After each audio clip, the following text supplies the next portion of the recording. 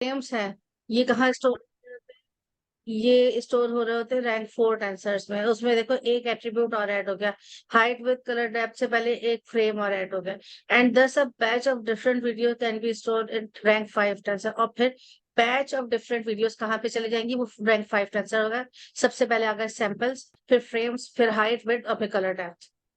अच्छा, अब इसकी इसकी मल्टीप्लीकेशन ऐसी होती है कि हम ये एग्जांपल लें कि 60 सेकेंड्स में 144 इंटू 256, 60 सेकेंड्स में कितने फ्रेम चल रहा है, एक वीडियो क्लिप के कितने सैंपल्स हैं जो 60 सेकेंड में हो जाते हैं। तो एट 4 फ्रेम्स पर सेकेंड वुड बी, और एक एक सेकेंड में अगर 4 फ्रेम्स चले तो ये 240 फ्रेम्स होते हैं। तो a batch of 4 such video clip could be stored in a tensor of shape। तो अगर हम ये कहें कि 4 सच वीडियो क्लिप्स हैं, ऐसी 4 वीडियो क्लिप्स हैं, फिर उसको हम 240 से करें और उसके बाद फिर 144 से और फिर 256 उस पे और चैनल उसके 3 हो, तो ये टोटल क्या बन जाता है, ये बन जाता है 023861601। ये वैल्यू बन जाती है if the the data type of the tensor was float 32, each value would be stored in 32 bits। अब अगर हम ये देखें कि डेटा टाइप अगर फ्लोट 32 है, तो हमारी ईच वैल्यू जो है वो 32 बिट्स के अंदर सेव होगी। So the tensor would represent 405 MB। तो हमारा जो टेंसर है वो क्या रिप्रेजेंट करेगा कि उसने कितनी मेमोरी ले ली है, 405 MB। और ये काफी हैवी है। तो videos you encounter in real life are much lighter because they are not stored in। अब जब ये पहले ये काम होता था तो पहले वीडियोस भी बहुत कम जनरेट होती थी और इस तरह से, तो ये उस वक्त फ्लोट 32 में सेव होता था। अब जो है ये कहता है कि अब ये फ्लोट 32 में नहीं सेव होता and they are typically compressed, और अब ये कंप्रेस्ड होती हैं और लार्ज फैक्टर में होती है, लेकिन बाय अ लार्ज फैक्टर, एक लार्ज फैक्टर के थ्रू ये जो है कंप्रेस्ड होती है, such as in the MPEG format. और उसको अगर हम MPEG फॉर्मेट में कर लें तो कंप्रेस होके वो इतनी बड़ी जगह नहीं ले रही होती, इतनी मेमोरी नहीं ले रही होती। अच्छा, अब हम किसी छोटे से इसको इस तरह से एक एग्जाम्पल को देखें कि अगर हम कोई कंप्यूटर प्रोग्राम बना रहे हैं जो कि कोई किसी छोटा सा जो है सेट ऑफ बाइनरी ऑपरेशंस है।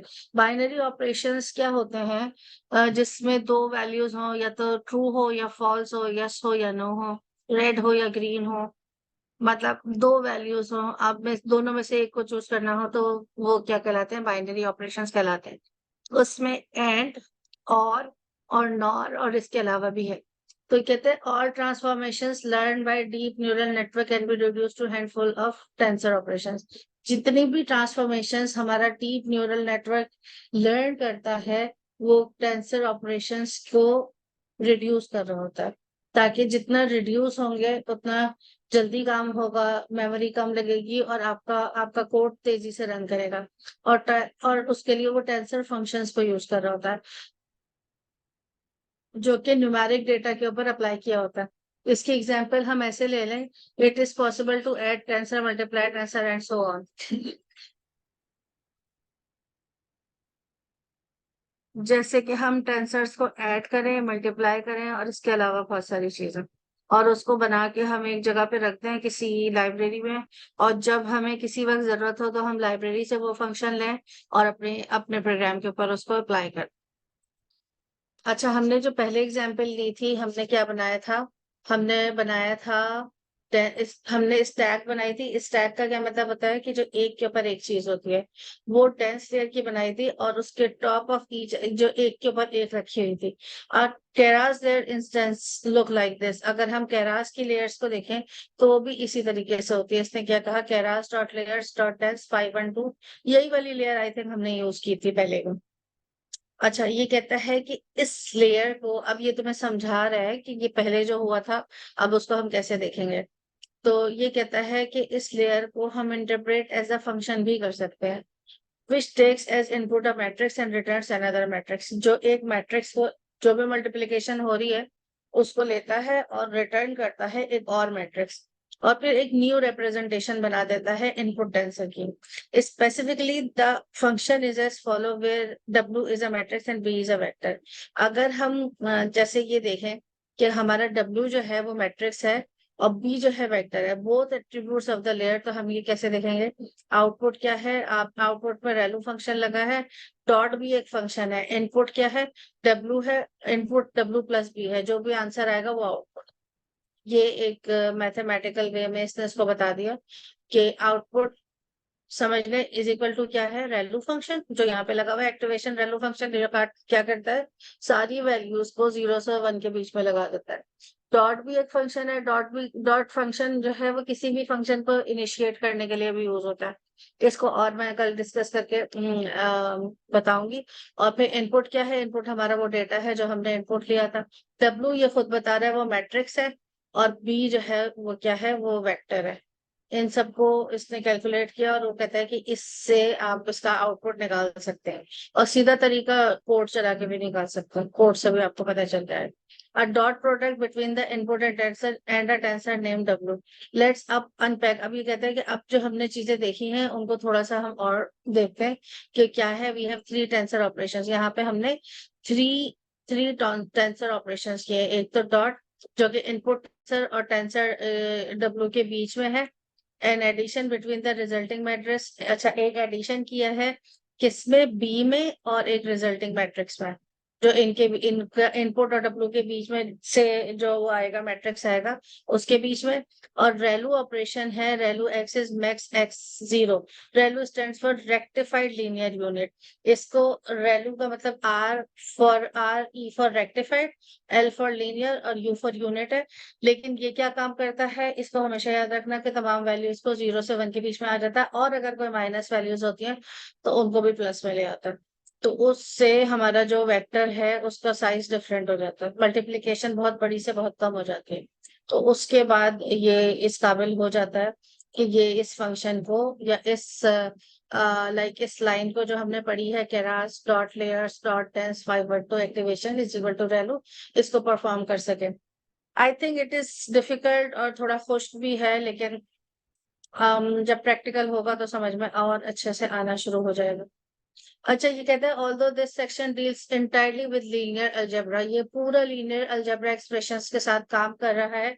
लेकिन कॉम्प्लेक्स लग रहा होगा, लेकिन ये होता है लीनियर अलजेब्रा। इसमें बताया इसलिए जाता है कि आपको इसकी बेसिकली जो बैक एंड है उसकी चीजें पता चल जाए। You won't find any mathematical notation here. I have found that mathematical concept can be more readily mastered by programmers. अच्छा, ये कहता है कि मुझे ऐसा समझ में आता है जो बहुत मैथमेटिकल कॉन्सेप्ट्स हैं, जो बैकएंड पे काम हो रहा है, जो मैथ्स के थ्रू मल्टीप्लिकेशन और ये सारी चीजें हो रही हैं, वो ज्यादा जो है वो वाले प्रोग्रामर्स हैं जो मैथमेटिकल बैकग्राउंड से ही हैं। अगर if they are expressed as short Python snippet instead of mathematical quotation, so we will use NumPy. तो हम क्या करते हैं? हम उसकी जगह अगर हम पाइथन को यूज कर रहे हैं तो हम NumPy और टेंसरफ्लो कोड को थ्रू आउट यूज कर लेते हैं, जिससे हमारे मैथमेटिक्स से सारे प्रॉब्लम सॉल्व हो जाते हैं और हमें इन डेप्थ इतना मैथमेटिक्स में नहीं जाना पड़ता। ठीक है। अब कहता है एलिमेंट वाइज ऑपरेशन। अब एलिमेंट वाइज ऑपरेशन अगर तुम लोगों ने मैथ्स में पढ़े हो तो वो कैसे होते हैं कि हर एक एलिमेंट का दूसरे एलिमेंट से मल्टीप्लीकेशन प्लस माइनस कुछ ऐसे हो रहा होता है। और मैट्रिक्स को जब हम देखें और अगर हम वेक्टर्स को देखें तो वहां पे भी कुछ इसी पैटर्न के ऊपर काम हो रहा होता है। The ReLU operation and addition are element wise operation. जो रेलू का फंक्शन है, ऑपरेशन है, ये एलिमेंट वाइज ऑपरेशन है। Operations that are apply independently to each entry in the tensor being considered. जो इंडिपेंडेंट जो है कोई एलिमेंट होता है वो एक दूसरे एलिमेंट से या दूसरे टेंसर के एलिमेंट से क्या हो रहा होता है? कुछ ना कुछ मल्टीप्लाई हो रहा होता है, कुछ ना कुछ मैथमेटिकली उसके साथ काम हो रहा था, प्लस हो रहा होता है, कभी मल्टीप्लाई हो रहा होता है, कभी शायद माइनस भी हो रहा होता है। This means these operations are highly amenable to massively parallel implementation. अच्छा, ये वही बात कर रहा है कि पैरेलल इम्प्लीमेंटेशंस क्या है या वेक्टराइज इम्प्लीमेंटेशंस क्या है। जैसे एक वेक्टर का पहली वैल्यू है, पहला एलिमेंट है, दूसरे वेक्टर की पहली एलिमेंट से मल्टीप्लाई हो रहा है, फिर उसके नीचे वाला उस रो वाइज एलिमेंट ऑपरेशन हो रहा है, या कॉलम वाइज हो रहा है, या रो वाइज हो रहा है। ये उस तरह से बता रहा है parallel implementation, a term that comes from the vector processor supercomputer architecture from the। अच्छा, ये वाला चीज ये बता रहा है कि कहाँ से आई है।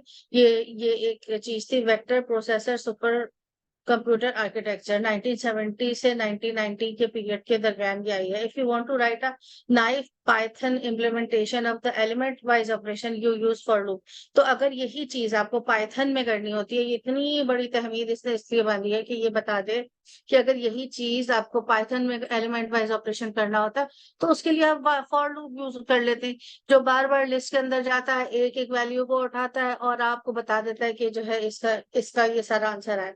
So as in the naive implementation of element wise relu operation, तो अगर आप इसको रेलो ऑपरेशन को एलिमेंट वाइज देखना चाहते हैं तो उसके लिए इसने एक कोड बताया है कि ये इस तरीके से ये कोड काम, मतलब जहां पे भी हम कोई फंक्शन लगा रहे हैं, फॉर एग्जाम्पल हमने रेलू लगाया तो रेलू के पीछे कोई कोड रखा हुआ होगा ना किसी लाइब्रेरी में जहां से वो कॉल हुआ है, तो वो ये कोड बता रहा है कि ये वाले कोड के सोर्स का काम हुआ है और रिटर्न इसने एक्स करा दिया है। समझ में आ रही है? किसी को भी समझ नहीं आ जी रही आई थिंक। समझ में जी आ आ रहा रही है है। उसामा, तुम्हें समझ में आ रहा है? बस वो थोड़ा थोड़ा ही आ रहा है। थोड़ा ही इस थोड़ा बार आ रहा है? तुम हाँ वो घर में पढ़ रहे हो? थोड़ा प्रैक्टिकल करना पड़ेगा, उसके बाद ही आएगा शायद से। बेटा प्रैक्टिकल करो वरना नहीं समझ में आएगा। अच्छा यहाँ पे ये देखो कि ये बता भी रहे कि ये x क्या है, x is a rank to नंपाई tensor है। यहाँ पे x जो ये बता रहा है assert length x dot shape is equal to 2, तो ये कह रहा है कि ये क्या है, ये x जो है रैंक टू टेंसर है। उसके बाद क्या कहता है, avoid overwriting the input tensor x is equal to x dot copy. अब इसने x की एक कॉपी बनाई है, कॉपी वाला फंक्शन लगाया यहाँ पे भी, जहां पे भी सामने एक वो आ जाए ना, लाइक पैरेंथेसिस आ जाए ओपन एंड क्लोज, तो उसका मतलब यह है कि यहाँ पे फंक्शन लगा हो। डॉट भी आप ये डॉट को भी ऐसे कह सकते हैं। अब ये कहते हैं for I in range x dot shape, zero से जीरो वाला आपने जो है, अच्छा जहां पे ये बॉक्स शेप या स्क्वायर शेप वो आ रहा होता है तो ये कहीं ना किसी एलिमेंट को उठा रहा होता है। तो कहते हैं जीरो पे जो पड़ा है ना एक्स डॉट शेप में, जीरो पे जो पड़ा है उसको उठा लो, और फिर कहते हैं j in range x dot shape 1, और वहां से 1 को उठा लो, और उसके बाद इसने इसको जो है वो फंक्शन परफॉर्म करा दिया। You could do the same for addition, अगर यहाँ पे ये मल्टीप्लीकेशन हो रहा है तो ये कह रहे हैं यहाँ पे आप सेम जो है इसके लिए एडिशन में भी कर सकते हैं। आई थिंक जहां तक मुझे याद आ रहा है, अगर कॉमा हम मैथमेटिक्स में यूज करते हैं तो वहां बाय डिफॉल्ट हमें पता होता है कि कॉमा का मतलब जो है वो मल्टीप्लिकेशन है, राइट? तो यहाँ पे भी कुछ ना कुछ ऐसी चीजें होती हैं, क्योंकि इस तरह यहाँ पे और चीजों में भी यूज हो रहा होता है। जब हम फंक्शंस डिफाइन कर रहे होते हैं ना डेफ करके, तो वहां पे इस तरह का फंक्शन अलग तरीके से परफॉर्म कर रहा होता है, वो भी हम पढ़ लेंगे, अलग से उसको कवर कर लेंगे अगर वो बीच में आता है, और मे भी शायद मुझे याद नहीं हमने कवर कर भी लिया। तो कहते हैं you could do the same for addition, यही चीज आप जो है वो एडिशन के लिए भी कर सकते हैं। हाँ बोलो। स्टैरिक वाला हम लोगों ने वहां पे पैरामीटर्स में इस्तेमाल करा था ना, वो जो मल्टी पैरामीटर्स देते थे। दोबारा बताना। हाँ, बस बिल्कुल सही कह रहे हो, स्टैटिक हमने सिंगल स्टैटिक भी यूज किया था जहां पे हम आर्ग्यूमेंट्स और पैरामीटर्स को मैच कर रहे थे, राइट? और उसके बाद हमने डबल स्टैटिक भी यूज किया था, और एक और चीज होती है आर्ग पास, वो थोड़ा आगे की चीज थी, तो वो मेरे ख्याल में हम लोगों ने नहीं कवर कराई, और वहां पे भी आई थिंक जो है वो स्टैटिक यूज होता है। तो खैर on the same principle you can do element wise multiplication subtraction and so on. तो आप एलिमेंट वाइज मल्टीप्लीकेशन सब्ट्रैक्शन जो नंपाई अरे को थ्रू कर रहे होते हैं उसको थोड़ा सा ये और वो बता रहा है कि ये बैक एंड पे कैसे हो रहा होता है, और नंपाई अरे ने नंपाई जो है हमारे पास लाइब्रेरी, उसने किस तरीके से आसान कर दिया। These operations are available as optimised built in NumPy function. यहाँ पे ये सब कुछ आपके पास इस पे पड़ा हुआ है, आपको कुछ भी करने की जरूरत नहीं है, बस वहां से आप फंक्शन लाए और आपका काम हो जाएगा। which themselves delegate the heavy lifting to a basic linear algebra सब प्रोग्राम, जिसको हम BLAS इम्प्लीमेंटेशन कहते हैं। ये लो लेवल हाईली पैरेलल है, ये लो लेवल है लेकिन हाईली पैरेलल है। Efficient tensor manipulation routine that are typically implemented in front, अच्छा ये पहले जो है ना ये फोर्ट्रान और सी के ऊपर भी इम्प्लीमेंटेड थी, अब ये numpy के अंदर भी है। सो इन numpy you can do the following element wise operation and it will be blazing fast. और अगर वही जो आपने ऊपर देखा है उसको आप numpy के थ्रू करें, तो आपने क्या किया, सिर्फ आपने numpy मंगाया, फिर आपने कहा z क्या है, z है उसका प्रोडक्ट, किसका प्रोडक्ट, x प्लस वाई का, x प्लस वाई का जो आंसर है वो z ये आएगा। अभी आपने असर्ट इसको असर्ट का फंक्शन किस लिए इस्तेमाल होता है? कहा है यहाँ assert का फंक्शन? ऊपर ऊपर फंक्शन नहीं, वो जो ऊपर थोड़ा सा पीछे, और पीछे, वो हाँ, यहाँ यहाँ यहाँ ASSERT। assert का फंक्शन, ये assert यू तो मैं आई डोंट नो रियली, इसके बारे में मुझे नहीं पता, ठीक ये देख के ठीक है। बताना पड़ेगा। ठीक। लेकिन पता है, कोई चीज आगे निकल जाए तो उसको उसको खुद भी तुम लोग जो है ना उसके साथ सर्चिंग करते रहा करो, और फिर वो साथ साथ मुझे बताते रहा करो कि ये क्या है, ताकि अगर मुझे पता हो तो मैं उसको ऐड करती रहूं। ठीक है, अब ये कहता है कि ये सेम फंक्शन आप इसमें 3 लाइंस में आपने कर लिया। अब आपको, क्योंकि ये वाला जो था ये कन्वेंशनल पुराना वे था जिसमें काम होता होगा, शायद फोर्ट्रन फोर्ट्रन और सी में काम होता होगा। ठीक है, अब ये कहता है कि जब आपके पास numpy आ गया है, आपके पास डिफरेंट लाइब्रेरीज मौजूद है, तो यही 1 2 3 4 6 7 लाइनों का जो काम है, ये देखो यहाँ पे ये क्या हो गया, ये 3 लाइनों में हो गया। जेड को बताया कि x प्लस वाई का जो है ये वो है प्रोडक्ट है, यहाँ पे क्या हो रहा है, एलिमेंट वाइज एडिशन हो रहा है। अच्छा, ये असर्ट का मैंने देखा है, तो ये बुलियन का जैसा होता है ना, बोल, तो वैसे ये असर्ट का ट्रू और फॉल्स बताता है। हाँ, लेकिन ये हमारे पास नहीं यूज होता, लाइक मुझे नहीं याद कि मैंने कभी इसको यूज किया। लेकिन बहरहाल नमपाई में इसको ये बता रहा है कि x प्लस वाई था, अगर x में आपके पास 15 वैल्यूज पड़ी है, y के अंदर भी 15 वैल्यूज पड़ी हैं, और उसमें 1 से लेकर 15 तक है, वहां पे 16 से लेकर 30 तक है, तो 1 जो है 16 से प्लस होगा, 2 जो है 17 से प्लस होगा, एलिमेंट वाइज एडिशन होगा। ठीक है, समझ में आ रहा है? और उसके बाद इसने कहा कि n dot n z is equal to np dot maximum. Maximum का भी एक फंक्शन है, डॉट के बाद भी हम कोई भी वर्ड लिख रहे होते हैं तो वो फंक्शन ही होता है, तो उसमें जो है वो मैक्सिमम वैल्यूज निकाल रहा होता है। और उसके बाद इसने एक जेड को इसके अंदर स्टोर करा दिया, और 0 डॉट, आई थिंक यहाँ पे इसने कोई रिस्ट्रिक्शन लगाई है कि यहाँ तक बस इसको लेना, इस नंबर तक लेना, आई थिंक। बहरहाल ये एलिमेंट वाइज रेलू फंक्शन है, ओ जीरो रेलू फंक्शन जो 0 1 की वैल्यूज के बीच में ले आता है, तो इसने कोई रिस्ट्रिक्शन यहाँ पे लगाई है कि इन वैल्यूज को इन्हीं के बीच में रखना, और उसको कोड में करने का तरीका ये है। अच्छा, ये भी हम कुछ भी नहीं करते, इसलिए कि हमारे पास रेलू फंक्शन होता है, हम डायरेक्टली रेलू फंक्शन कोड कर देते हैं वहां पे और रेलू फंक्शन करके लगा के हमें पता होता है कि ये खुद ब खुद ये वैल्यूज इसके बीच में आ जाएंगी। Let's actually time the difference. अब हम जरा सा और इसको इन डिटेल देखें। अच्छा, ये वाले जो वो है ये सारे जरूरी नहीं है, लेकिन थोड़ा सा हम इन डिटेल इसलिए जा रहे हैं कि इस चीज को समझ लें। अब जो कोड है उस पे बहुत मिनिमम डिफरेंस होता है, लेकिन जब ये छोटा कोड होता है उस पर मिनिमम डिफरेंस आता है, तो जब बड़ा कोड आता है तो उसमें बड़ा डिफरेंस आता है। तो हम ये कहें कि यार ये कोड इतने इसी टाइम पे तो हो रहा था, अगर इसमें 1 2 मिनी सेकेंड्स जो है, मिली सेकेंड्स जो है वो ज्यादा लग गए, तो what's a big deal. But ये जब आप सोचेंगे कि ये 4 या 6 लाइन ऑफ कोड है और सिंपल कोड है, और जब आप बड़े कोड पे जाएंगे जो 2000 3000 लाइंस का कोड बैक एंड पे पड़ा होगा, जिसको सिर्फ आपने एक वर्ड से ऐड करना होगा, तो फिर टाइम का फर्क बहुत ज्यादा आ जाता है। तो यहाँ ये दो दो कोड्स दिखा रहा है कि इसको देखो कि इसमें कितना, जब आप कोई कोड चला के देखें तो उसमें कितना टाइम आया, it this take 0.02 seconds, meanwhile the naive version takes a stunning 2.45 second. समझ में आ रहा है? इसने इस वाले कोड ने 0.02 मिली, जो इसने पूरी इतनी लंबी स्टोरी बताई है ना, कि पहले ऐसा होता था, वेक्टर्स इतने बड़े हो जाते थे, वीडियो का वेक्टराइजेशन इतने मिलियंस में चला जाता था, फिर हमने एक फंक्शन बना के फिर हमने उसको लाइब्रेरी में रखा, फिर लाइब्रेरी से जब हम फंक्शन कॉल करते हैं तो फिर ये बता रहा है कि उससे फर्क क्या आया है। फर्क ये आया है कि आप 2.45 सेकेंड से 0.02 सेकेंड्स पे चले गए, which is a big difference. समझ में आ रही है?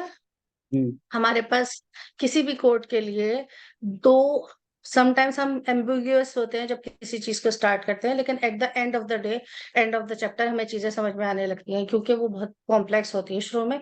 तो ये उसी तरीके की चीज है हमारे पास। हम दो चीजों पे बहुत ज्यादा काम करते हैं अगर इन डेप्थ कोड करते हैं। जो हम लोग हैं, जो प्रेजेंटली मैं जिन लोगों की बात करूं, हम लोग कोड के ऊपर इतना काम नहीं करते। हम लोग क्या करते हैं, हम चीजों को उठाते हैं और जहां पे उसकी जरूरत होती है वहां पे लगा देते हैं। लेकिन जो लोग इन डेप्थ कोड बनाते हैं, उनकी दो जो चीजें होती हैं बहुत इंपॉर्टेंट होती हैं। एक होती है स्पेस कॉम्प्लेक्सिटी, और दूसरी होती है टाइम कॉम्प्लेक्सिटी।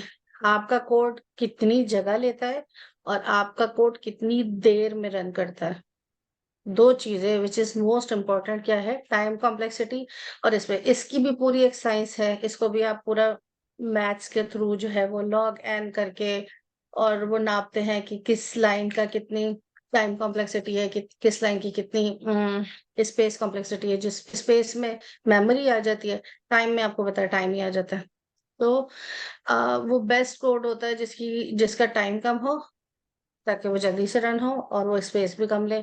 क्योंकि जितना स्पेस होगा उतने जीपीयूज आपको चाहिए होंगे, उतनी जगह आपको चाहिए होगी उसको रन करने के लिए। तो जितनी कम जगह पे रन होता है, तो बस तो चीजें बस ऐसी होती हैं कि सेम होती हैं। अभी आपने कोई चीज बनाई है जो बहुत अच्छी है, सेम है, मैंने भी बनाई है बहुत अच्छी है, सेम है, लेकिन मेरा जो प्रोग्राम है उसने कम जगह और कम टाइम लिया है, और आपका जो है उसने ज्यादा जगह और ज्यादा, तो मेरे प्रोग्राम की वैल्यू बहुत ज्यादा होगी, वो ज्यादा पैसों में बिकेगा, सारी चीजें ज्यादा होंगी। Likewise when running tensor flow code on a GPU, अगर हम टेंसर फ्लो का कोई कोड जीपीयू पे चलाते हैं, एलिमेंट वाइज ऑपरेशन हो रहा होता है और वेक्टराइजेशन हो रही होती है कूडा इम्प्लीमेंटेशन के थ्रू। कूडा एक थॉरोली एक अलग चीज है जिसको हम चाहे तो पढ़ भी सकते हैं, तो वैसे भी समझ में आ जाएगा। सीपीयू जीपीयू कूडा करके सर्च करना, और कल अगर हो सके तो पांच, कल नहीं, लाइक कल तो संडे है, परसों 5 मिनट्स कूडा जीपीयू और सीपीयू के बारे में बताना कि ये क्या है और कैसे यूज होते हैं। That can be best utilise. अच्छा, एक सीपीयू ये होता है सेंट्रल प्रोसेसिंग यूनिट, जो टेंजिबल कंपोनेंट है हमारे कंप्यूटर्स में लगा होता है। बट जब हम ट्रेनिंग की बात करते हैं तो फिर चीजें चेंज हो जाती हैं, और ये बहुत सारी चीजें, इसके अंदर भी बहुत चीजें आएंगी। कि अगर तुम ऐसे करके सर्च करो, जब हम कोई डीप लर्निंग का प्रोग्राम जो है वो ट्रेन कर रहे होते हैं, तो सीपीयू जीपीयू और कूडा का काम क्या है, वो किस किस तरह के डेटा के साथ फेवरेबल होता है। अच्छा, ये कहता है highly parallel GPU chip architecture. तो इसके बारे में हम कल, और क्योंकि ये भी पूरी साइंस है, बहुत बहुत इन डेप्थ इसकी नॉलेज होती है। ब्रॉडकास्टिंग के बारे में भी कहता है, और earlier naive implementation of naive add only support the addition of rank two tensor. अगर हमारी पहली जो इम्प्लीमेंटेशंस थी नाइव एड, जिसमें जो सपोर्ट करती थी एडिशन को, लेकिन रैंक टू टेंसर्स तक विद आइडेंटिकल शेप, जिसमें आपके टेंसर का शेप भी आइडेंटिकल हो। But in the dense layer introduced earlier, we added a trend to tensor with a vector. हमने क्या किया, एक टेंसर को डेंस लेयर में एक वेक्टर के साथ इंट्रोड्यूस करा। What happens with addition when the shapes of the two tensors being added differ? अब क्या होगा अगर आपके टेंसर दो शेप्स में हैं और डिफरेंट शेप्स हैं उनके, तो क्या करेंगे, when possible and if there is no ambiguity, the smaller tensor will be broadcast to the mesh to the shape of the larger tensor. Broadcasting एक चीज होती है, ये बाद में और अच्छे से मैं बताऊंगी, लेकिन अगर मैं तुम्हें ऐसे कहूँ कि मेरे पास दो टेंसर्स हैं, एलिमेंट एक में 10 है, एक में 8 है, तो 10 वाला टेंसर 8 वाले टेंसर से कैसे मल्टीप्लाई होगा या प्लस होगा। यहाँ तो एलिमेंट वाइज ऑपरेशन हो रहा है, तो 8 के होने के बाद, 8 ऑपरेशंस होने के बाद वो कहेगा बाकी के दो का क्या करना है, वो तो एरर दे देगा। कुछ ख्याल है इसके बारे में क्या करना चाहिए। मेरे ख्याल में जो है ना एक्स्ट्रा बनाएगा, जैसे 0 0 या 1 1 के जो है ना। बस बस यही बात है। जो छोटा वाला टेंसर है उसको वो बड़े वाले टेंसर के बराबर लेके आएगा, उसके अंदर दो जीरोस ऐड कर देगा। दैट्स इट, उसको वो ब्रॉडकास्टिंग कह रहा है। ब्रॉडकास्टिंग कंसिस्ट ऑफ 2 स्टेप्स, ये कहता है इसके लिए 2 स्टेप्स हैं। एक एक्सेस जो called broadcast axes are added the smaller tensor to match the, जो उसकी डायमेंशन को मैच करता हुआ वो एक जो है ब्रॉडकास्ट एक्सेस बना दे, लार्जर वाले को लार्जर वाले से मिलता जुलता स्मॉलर टेंसर बना दे। The smaller tensor is repeat alongside these new axis to match the full shape. और या फिर उसके टेंसर को रिपीट करा दें। जैसे वहां पे कुछ वैल्यूज पड़ी हैं, उनमें से कोई भी 2 वैल्यूज, 3 वैल्यूज, 4 वैल्यूज जितने भी हैं उसकी रिपीटिशन करा दें। लेकिन ज्यादातर हम जीरोस की बाद में, जब तुम लोग देखोगे कि तुम लोग काम करोगे, तो हम जीरोस की तरफ ज्यादा जाते हैं, रिपीटिशन की तरफ दूसरे वे में जाते हैं, टेंसर में नहीं जाते। रिपीटिशन जो है वो डेटा रिपीटिशन जब हो रही होती है कि जब जैसे हमारे ऑगमेंटेशन को का वो देख लो, ऑगमेंटेशन किस तरह से वो रिपीटिशन ऑफ अलग अलग पोजेस लेके एक ही पिक्चर को रिपीट कर देते हैं, जिससे आपका डेटा ऑगमेंट हो जाता है, बड़ा हो जाता है और आपकी ट्रेनिंग आसान हो जाती है। लेकिन जब टेंसर्स की बात हो रही होती है तो ज्यादातर zero, I guess zero add करते हैं। Let's look at the concrete example. अब ये कहता है इसकी कॉन्क्रीट एग्जाम्पल्स ले लें, और इसको ये समझा रहा है x is a random matrix with shape 32 और 10। अब यहाँ पे क्या है, एक मैट्रिक्स है 32 और 10 का, और दूसरा वाला है सिर्फ 10 का। First we add an empty first axis to y which shape between 1 से 10 तक। यहाँ पे इसने क्या किया, उसको एक एक्सिस और उसके अंदर ऐड कर दी, 1 डाल दिया। The shape of y is now 1 और 10। ठीक है। और दूसरे वाले में क्या किया है, दूसरे वाले में यहाँ पे 0 ऐड कर दिया। समझ में आ रही है? 10, 1 से 10, जैसे हमारे पास 10 है, उसके साथ उसने 1 ऐड किया है एक एक्सिस में, जहां पे ऊपर 32 है तो यहाँ पे 1 ऐड कर दिया। तो उसकी एक्सिस जब सेम हो गई तो उसके बाद उसकी मल्टीप्लिकेशन आसान हो जाएगी, या प्लस या जो कुछ भी करना होगा। समझ में आ रहा है नहीं आ रहा? हाँ ये वही हो गया ना, जो मैट्रिसेस के हिसाब से अगर हम देखें उसको, या उससे ना हम्म। कंपेयर। दोबारा बोलो। मैं कह रहा हूँ उसको मैट्रिसेस के हिसाब से देखें, इससे कंपेयर ना करें। अच्छा, फिर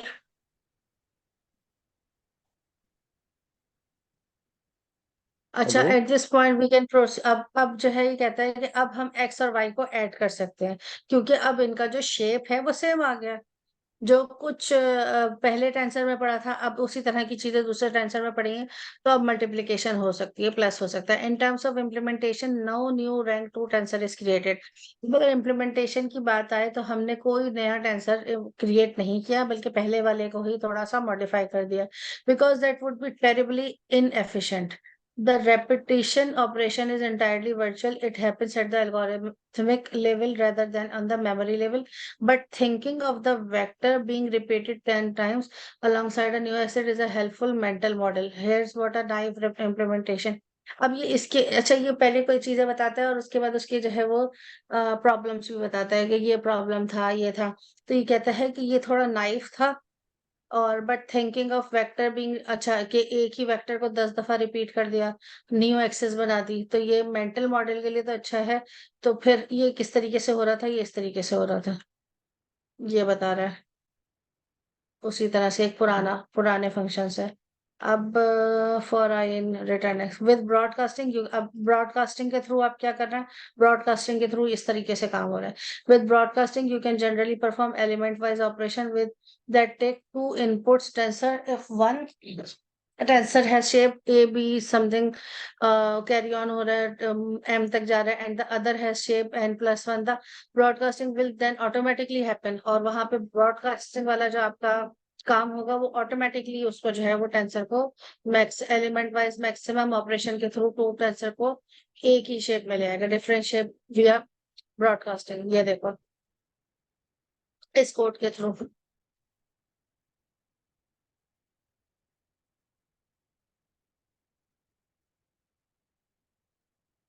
देख रहे हो, यहाँ पे 64 3 32 10 है, दूसरा टेंसर सिर्फ 32 10 है। अब इसने output z has a shape क्या आ गया, 64 3 32 10। ये ऑटोमेटिकली काम हो गया, ये प्रोडक्ट है उसकी, आउटपुट है, आउटपुट z। सही सही। समझ में आ रहा है नहीं आ रहा? लेकिन अब ये बस ये क्लास इस का तरह का टाइम है। मैंने कुछ करा था। मैंने इस तरह का कुछ करा था, ये जो दो टेंसर है ना, जैसे कि शुरू का और लास्ट के लिए। हम्म, अच्छा, तरह एक तरह क्लास का टाइम खत्म हो रहा है, एक चीज मैं समझा रही हूँ, दोबारा क्लास कर 2 मिनट की क्लास के लिए भेज देना अगर वो हो जाए। जब जैसे हम एनएलपी में सेंटेंसेस के ऊपर काम कर रहे होते हैं, तो हर हर सेंटेंस एक टेंसर बना रहा होता है। अगर मैं ये कहूँ आई एम ए वुमेन, तो वो 4 वर्ड्स का एक सेंटेंस है, और उसके बाद मैं अपने आपको डिस्क्राइब करूँ तो वो 12 वर्ड्स का एक टेंसर है। तो जो 4 वर्ड का टेंसर अगले वाले 12 वर्ड के टेंसर से जब जो है वो कोई मल्टीप्लिकेशन परफॉर्म करेगा, तो वो नहीं कर पाएगा, इसलिए कि उसकी जो प्रोडक्ट होगी, उसके जो वैल्यूज होंगी वो डिफरेंट होंगी और उसकी डिफरेंट होगी। तो वहां पे भी हम टेंसर्स के साथ यही वाला काम कर रहे होते हैं। मतलब एक बड़े लेवल पे ही पे जाके भी हमें यही करना होता है, और फिर उसको वो वाला काम करके और फिर दोबारा एक फंक्शन लगता है, वो काफी आगे की बात है।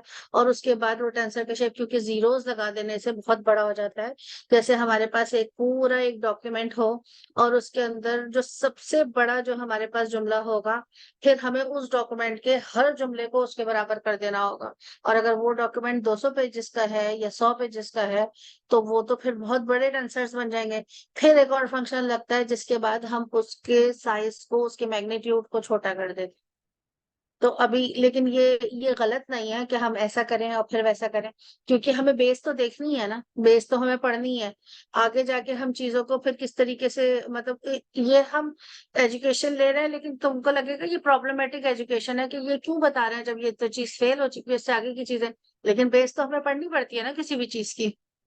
तो फिल वक्त हम जो है वो किसी एक चीज की बेस पढ़ रहे हैं कि ये डीप लर्निंग में बैक एंड पे ऑपरेशंस किस तरीके से हो रहे होते हैं, ताकि जब हम आगे काम करें तो हमें चीजों का पता हो कि अगर ये प्रॉब्लम आ रही है तो मे बी टेंसर ऑपरेशन में प्रॉब्लम हो। और क्योंकि जो एरर आएंगे वो जिस लैंग्वेज में आ रहे होते हैं, वो लैंग्वेज आपको समझ में जब ही आएगी जब ये सारी चीजें आपको पता हो।